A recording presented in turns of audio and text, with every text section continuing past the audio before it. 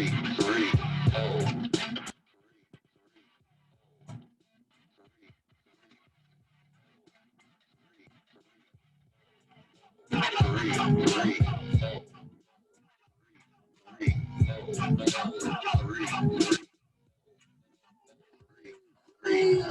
afternoon, ladies and gentlemen, and welcome back to Akron's hottest and fastest growing show, 3-3 to go. I'm your host, Hank Forrester, coming to you live from the original Stakeout Studios basement edition overlooking the rolling plains of Hardesty Park. Today, folks, we got a special show for you. We get to meet our University of Akron interns that'll be joining our team for this spring semester, and we are so excited to meet them right now. They've already been doing their thing for about a week or two now, and Jeff even made his debut on the network yesterday. So, folks, here is Jeff and Rachel. They're so happy to be a part of what we're doing, and we're so happy to have them. Hi, guys. How are you today? Good. How are you doing? I always say I'm living the dream, living the COVID dream right now. All right, so I always ask the question to start, all right, and we'll start with Rachel, okay? I always say to our guests, what is your 330 story? Okay, so yeah, my 330 story is a little bit more complicated than Jeff's. I didn't grow up in the 330. I grew up in the 614.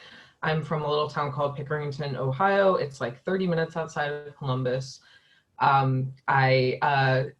It's weird, it's like I was saying that because like very large, like 2-hour difference. So basically what happened was my dad would go on like these yearly business trips, and it was more like a convention. So like he'd kind of take the family with us and we'd go camping, and it was on the University of Akron's like campus.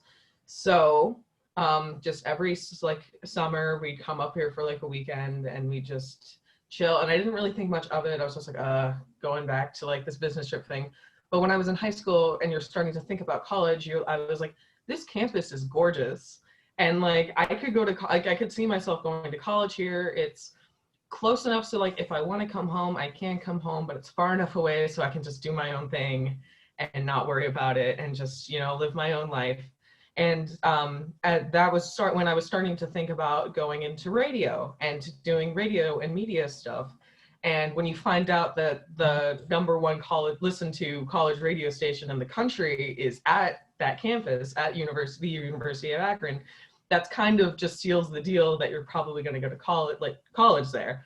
And I knew I wanted to do marching band in college, and the fact that they pay you to do marching band at the University of Akron, you get $1,000 stipend to do it, and it's worth it. Like you put in the work for it. But I'm a woodwind, so I couldn't play for the OSU marching band. They are a brass only, so decided to go to UA, and I got in early. And I've loved being here ever since, and I've fallen just kind of in love with the city. I love going down to Lockview and ice skating, and I love Diamond Deli is like one of my favorite food places. Just everything about like I keep finding like little Asian spots. There's a lot of great Thai food in Akron actually, and it's one of my favorite foods. So yeah, that's kind of my 330 story. Probably gonna stick around for a little bit even after I graduate. There is so much to unpack right there. First of all, just from Pickerington, all right, just the tiny town of Pickerington, and we know Pickerington because they're known for like basketball and like their sports.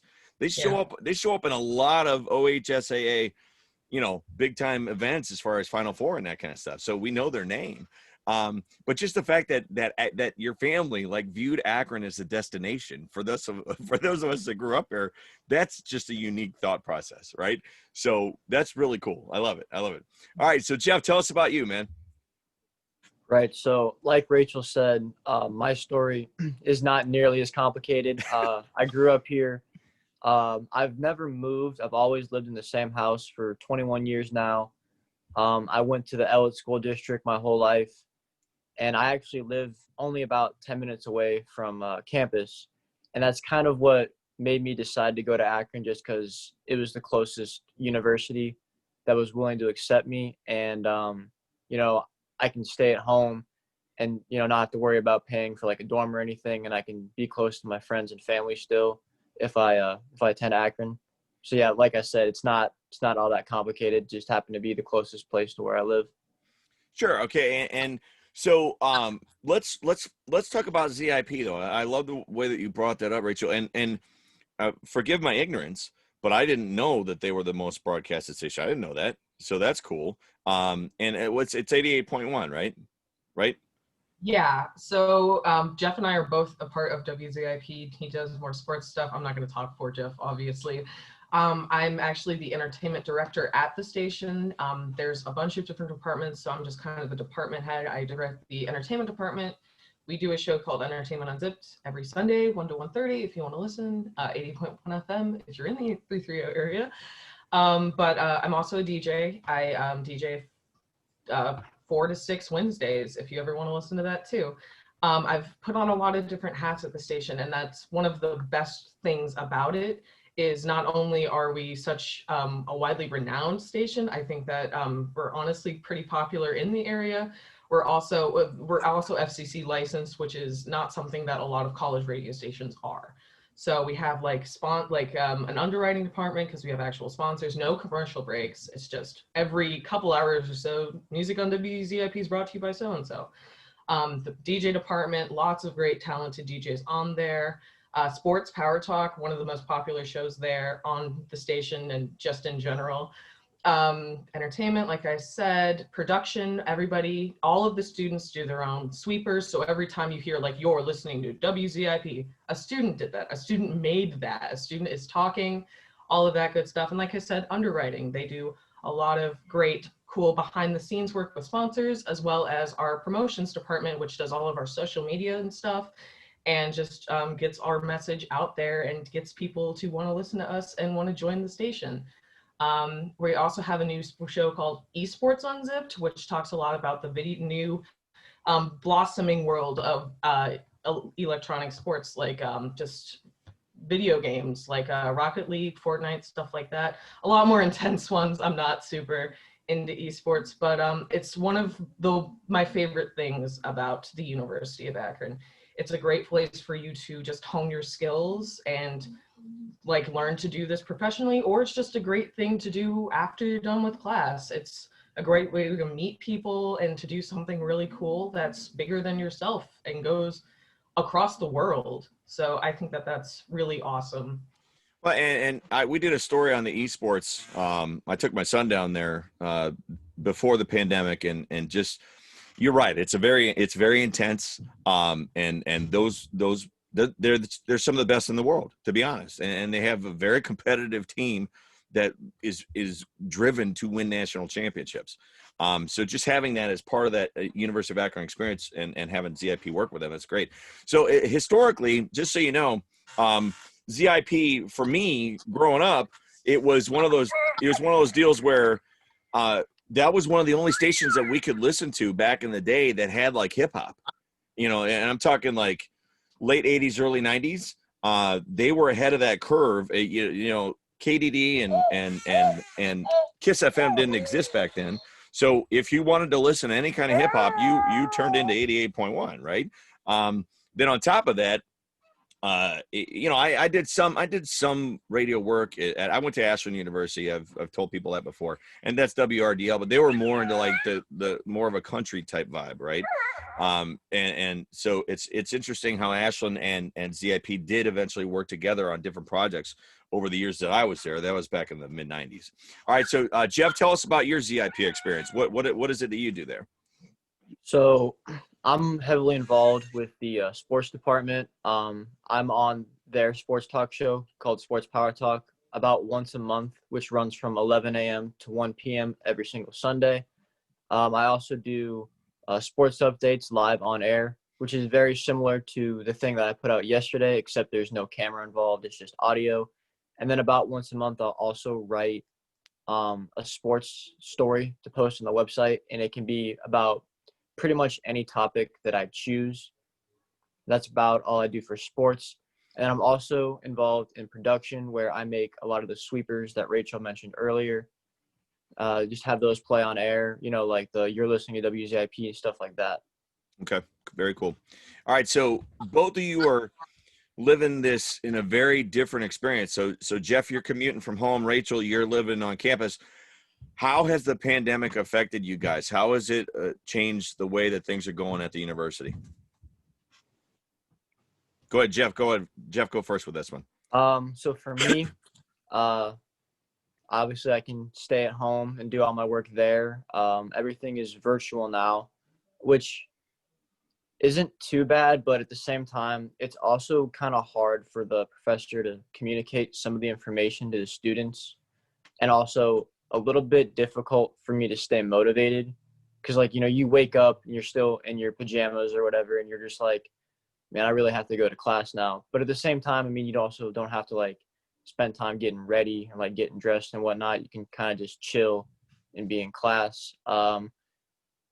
But for WZIP, it's kind of a negative effect because we got new members coming in every semester, and a lot of them I haven't even had the chance to get to know yet because we can't, because, you know, everybody's got to stay at home the majority of the time. So definitely kind of hurts the chemistry there.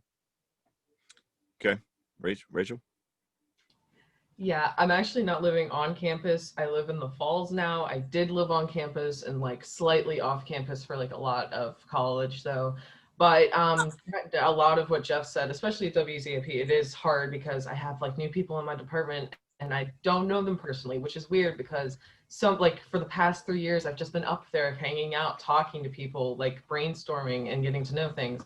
But with classes, for me, it's about the same. I don't have a lot of in-person classes this semester. A lot of it's online, a lot of it's asynchronous. So I'm just kind of doing it on my own time and just kind of watching lectures and doing what I need to do before it's due. I have one class in person, but since the university has been online only for the first couple of weeks to sort of slow the spread and social distance, I still haven't gone in yet. And now he's just pushed it back another week. So I still won't be really going to campus unless I'm doing my DJ shift. I'm even doing all of my office hours online for work just to make sure that everybody is safe. If the county's at purple, I'm like, we can just do the show over Discord. That's kind of how I've been trying to adjust and just kind of slow the spread. I am a little bummed though, because the biggest, I guess, change for me is I am graduating this semester, so I might not be able to walk for graduation. I know a lot of people, everybody, obviously last semester, they had to do a virtual commencement.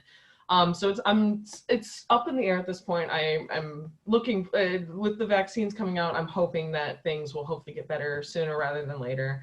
But it's been a struggle, like Jess kind of said. It's hard to be like I'm surrounded by all of the things that I do for leisure. Like I want to do that. I don't want to go to class right now. I don't want to do my work right now when it's due like 3 days later. But I know I don't want to do it then either. So there's a lot of fatigue when it comes to online learning, which sucks. But it's also kind of hard to juggle the in-person versus the at home. Well, and I mean, we did our show with Dion before everything got shut down. So Dion was our original University of Akron intern last year. And, you know, we did the show inside ZIP in that big classroom area in the back. And you could just tell the whole environment is very like fraternity, sorority, club hangout. Like there's people all over the place. There's people, you got the DJ in there doing their thing. You got people in this room having a meeting. You got people over there hanging out. You know, it's a very sociable environment on top of the work aspect of it and the learning aspect of it. But people were hanging out, right? And that's pretty common when it comes to like the DJ and the entertainment community. That's just how we are. We're very sociable people. So not being able to do that, I think is a travesty.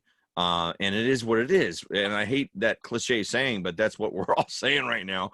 And you know, we went through this last year where, you know, my kid was a senior graduating at Firestone and they missed all those experiences. You had to like, we felt horrible for the class of 2020, right? Now the class of 2021 is being impacted just as hard, if not worse, because I mean, my kids haven't been in an Akron public school building since March 13th. So it's like, it's this drawn out thing. So I feel for you. I really do. And I'm not going to use all the new normal cliche bull crap because, at the end of the day, we want you guys to get the best experiences that you can. And unfortunately right now it's being taken away from you. So, but on to brighter things. Here you are. You're not part of the 3-3-0 team. Did you guys see the picture I put up? One of our viewers said it. Oh, Jeff, did you see it yet? I have not. No. They put Bernie. They put Bernie in that picture that we took at Panera. They put Bernie in with the four of us with the 3-3-0 to go mask on Bernie. So you got to check that out. We shared. I saw Rachel. Awesome. Rachel saw it on Twitter. I saw she retweeted it. But I mean, it came in at like 11 o'clock last night. It's Jason, right? He's one of our OG original guys that has been following us from the very beginning. And he's like, you had to have your own 3-3-0 Bernie. So here you go. So I thought it was great. But I actually made it my Twitter background. Did you really? I mean, at the end of the day, you're now here with us and you get to, enjoy your semester with us. And we're up and coming and in the Akron area and Canton. So what are you going to do for us? We'll start with Jeff. What's your plans? How are you going to be working with us? How are you going to fit in with our team? So for 3-3-0 to go, I'm going to be doing a lot of the sports-based stuff. I still have to get into contact with Joe to find out how I'm going to be able to do stuff for him. But other than that, just kind of doing what I did yesterday about once a week, where I just kind of write out like a short little breakdown about a couple different topics and then discuss them for you guys. Okay. Yeah. So just, you referenced Joe. So just so people know, we're affiliated with I Talk, You Talk, We Talk Sports. That's one of our, that's our sports flagship. And he got that thing up and running right at the beginning of 2020. And then the pandemic canceled all sports. So it was like, so yeah, but they're back and breathing again and they're up and running. So we look forward to you partnering with him. Okay. And Rachel, you got a lot. So I know you're a senior, right? And you're graduating. So your workload is much more extensive than Jeff. So you're going to be doing a lot more for us. So why don't you tell us what's the plan? What are you going to be doing for us? So I'm going to be doing a lot of kind of behind the scenes, like technical stuff when it comes to just how we run things here. But I'm also going to be doing a lot of stuff with Rubber City Reviews. Like I said, entertainment's kind of my thing. We're talking about doing a couple of shows right now. I know the Oscars was mentioned, like doing a little bit of an Oscar show, maybe like a top 5 or 10 of 2020. I just mentioned that maybe we should do a live show just every Friday, maybe where we talk about WandaVision. If that's something that the people want, you should comment if that's something you'd want to do, where we just kind of talk about the show and just spoilers and just what we think is happening and all of that stuff, because it's a little bit weird right now. But hopefully I can do a lot more just behind the scenes and post some more stuff, and hopefully we'll just see where it goes. That's fantastic. So on behalf of the entire 3-3-0 and our team, I'd like to welcome both of you officially now to the network. Thank you so much for your thoughts. And we are going to have a lot of fun over the next 5, 6, 7, 8 weeks and just get her done. All right. So thank you so much for being a part of this. Thank you for the interview. I appreciate you sharing your thoughts with me today. Folks, I don't have a scheduled show until the middle of next week. We're going to be interviewing a company in Barberton, Ohio next week. I believe it's scheduled for like Wednesday evening. So until then, I don't know where I'm going, but there ain't no sense of being late. You two join me and everybody out there. Say goodnight, Shirley.